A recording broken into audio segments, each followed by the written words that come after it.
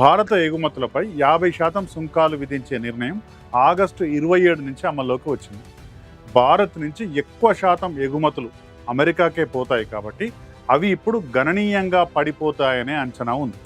తద్వారా భారత పారిశ్రామిక రంగం బాగా దెబ్బతింటుందనేది ఒక ఆందోళన.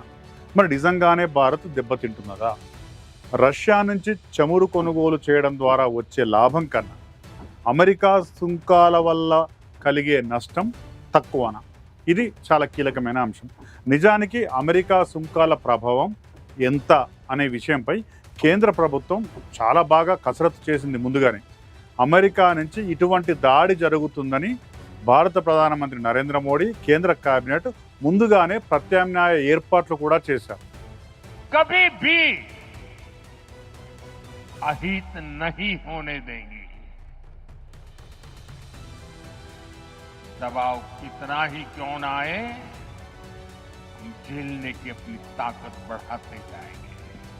కొంత నష్టం జరిగినప్పటికీ అది పూడ్చుకోలేనంత భారీ నష్టంగా మారకుండా ముందు జాగ్రత్త చర్యలు ప్రభుత్వం తీసుకున్నది. ప్రధానంగా భారత ఎగుమతులు తగ్గిపోతాయనే ఆందోళన మొదటి నుంచి ఉంది.